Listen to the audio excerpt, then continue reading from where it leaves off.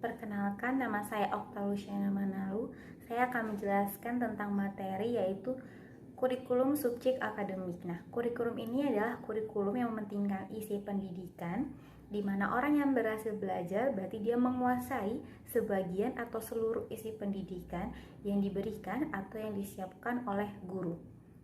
Kurikulum ini sangat mementingkan pengetahuan, maka isi pendidikannya sangat bersifat intelektual. Ada 3 pendekatan kurikulum subjek akademik. Yang pertama adalah melanjutkan pendekatan struktur pengetahuan. Yang kedua, studi yang bersifat integratif. Yang ketiga, pendidikan dilaksanakan di sekolah yang fundamentalis. Ciri dari kurikulum subjek akademik berkenan dengan tujuan, metode, organisasi, isi, dan evaluasi. Adapun tujuan dari kurikulum subjek akademik sendiri adalah memberikan pengetahuan yang solid kepada siswa dan melatih siswa menggunakan ide dan proses penelitian. Metode pembelajaran pada kurikulum subjek akademik adalah metode ekspositori dan metode inquiry. Masalah besar yang dihadapi oleh kurikulum subjek akademik adalah bagaimana cara memilih mata pelajaran dari sekian banyak materi yang ada. Nah, saran dari masalah tersebut itu adalah yang pertama, mengutamakan kebutuhan masyarakat. Yang kedua, melakukan pengetahuan dasar, mengusahakan adanya penguasaan yang menyeluruh dan cara untuk menguji kebenaran. Sekian penjelasan dari saya, kurang dan lebihnya terima kasih. Nama saya Fiza Amalia. Di sini saya akan menjelaskan tentang materi kurikulum teknologi. Di kalangan pendidikan, teknologi sudah dikenal sebagai bentuk pembelajaran yang berbasis komputer. Adapun ciri-ciri kurikulum teknologi. Yang pertama itu ada tujuan. Tujuan diarahkan kepada penguasaan kompetensi yang dirumuskan dalam bentuk perilaku. Yang kedua itu ada metode. Metode yaitu kegiatan pembelajaran yang sering dipandang sebagai proses terhadap perangsang-perangsang yang diberikan. Yang ketiga itu ada organisasi bahan ajar. Isi kurikulum banyak diambil dalam disiplin ilmu dan telah disatukan sehingga mendukung suatu kompetensi. Dan yang keempat itu ada evaluasi. Kegiatan evaluasi pada setiap saat pada akhir suatu pelajaran, suatu unit ataupun semester. Teknologi berperan dalam meningkatkan kualitas kurikulum dengan memberi kontribusi mengenai kepentingan instruksional dan membantu perkembangan peserta didik. Selanjutnya akan dijelaskan oleh permateri selanjutnya. Kurikulum rekonstruksi sosial. Kurikulum ini berbeda dengan yang lainnya.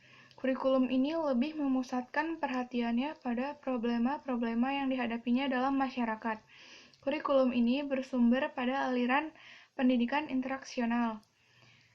Menurut mereka, pendidikan bukan upaya sendiri, melainkan kegiatan bersama, interaksi, dan kerja sama.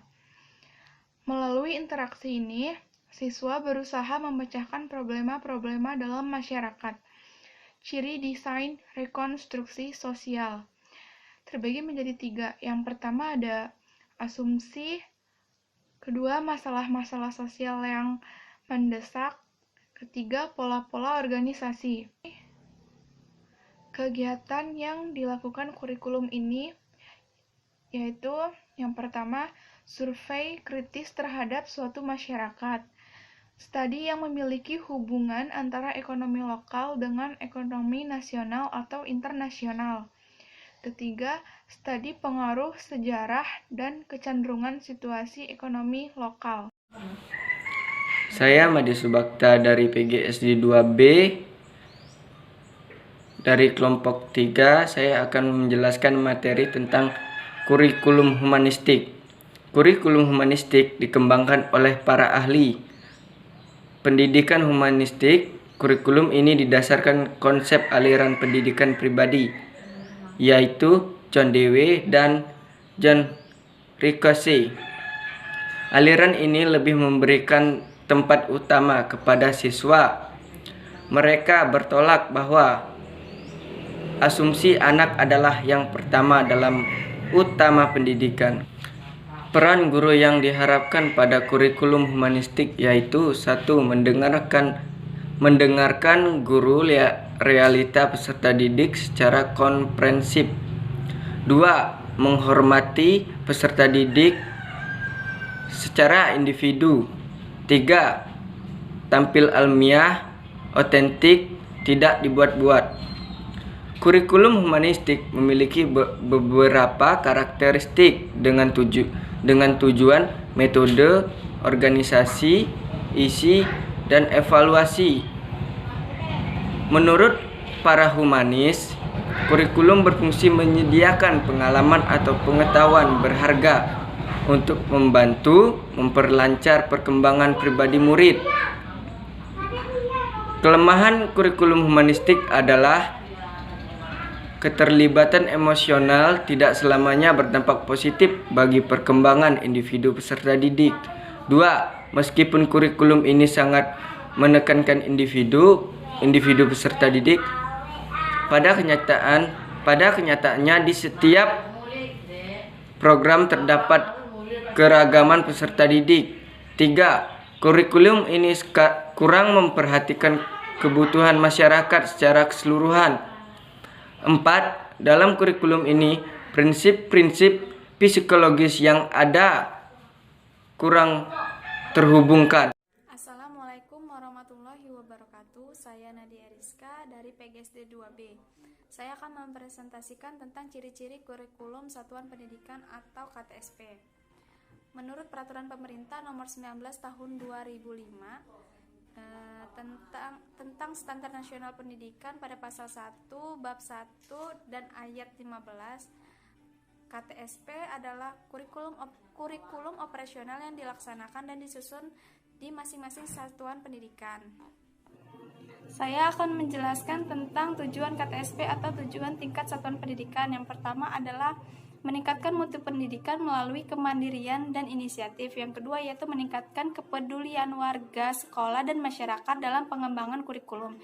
Yang ketiga adalah meningkatkan kompetensi yang sehat dengan antar satuan pendidikan atau kurikulum. Selanjutnya saya akan menjelaskan tentang ciri-ciri kurikulum tingkat satuan pendidikan atau KTSP. Yang pertama adalah KTSP itu memberi kebebasan kepada tiap-tiap sekolah untuk mengembangkan atau menyelenggarakan program pendidikan sesuai dengan keadaan lingkungan sekolah, sesuai keadaan peserta didik atau kemampuan peserta didik dan sumber daya yang tersedia pada setiap daerah atau kekhasan daerah tersebut. Yang kedua yaitu orang tua dan masyarakat itu terlibat secara aktif dalam proses pengembangan pembelajaran.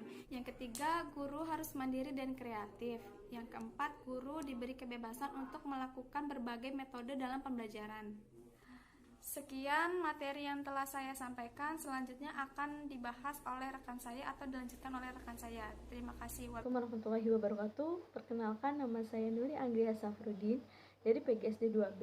Di sini saya akan melanjutkan presentasi dari rekan saya sebelumnya. Saya akan menjelaskan tentang kurikulum 2013 atau biasa kita sebut dengan K13.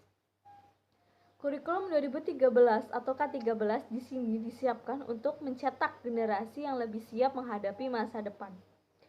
Titik berat dari kurikulum 2013 atau K13 bertujuan untuk mendorong siswa lebih mampu melakukan observasi, bertanya, bernalar, dan mampu mempresentasikan atau lebih kreatif dari pendidik atau guru. Dalam hal ini, siswa diharapkan lebih kreatif, inovatif, dan lebih produktif sehingga siswa mampu menghadapi berbagai tantangan atau berbagai masalah persoalan pada zamannya nanti. Perbedaan dari kurikulum 2013 atau K13 dengan kurikulum sebelumnya biasa kita kenal dengan KTSP. Yang pertama yaitu tiap mata pelajaran mendorong semua kompetensi seperti sikap, keterampilan, dan pengetahuan. Yang kedua, mata pelajaran dirancang terkait satu sama lain. Yang ketiga, bahasa Indonesia sebagai penghala mata pelajaran lain, seperti sikap dan keterampilan berbahasa. Yang keempat, semua mata pelajaran diajarkan dengan pendekatan saintifik melalui mengamati, menalar, menanya, dan mencoba. Yang kelima, tematik integratif untuk kelas 1 sampai kelas 3 sekolah dasar atau SD. Yang keenam atau yang terakhir adalah bahasa Indonesia sebagai alat komunikasi. Sekian penjelasan dari saya, kurang lebihnya saya mohon maaf. Saya akhiri. Wassalamualaikum warahmatullahi wabarakatuh.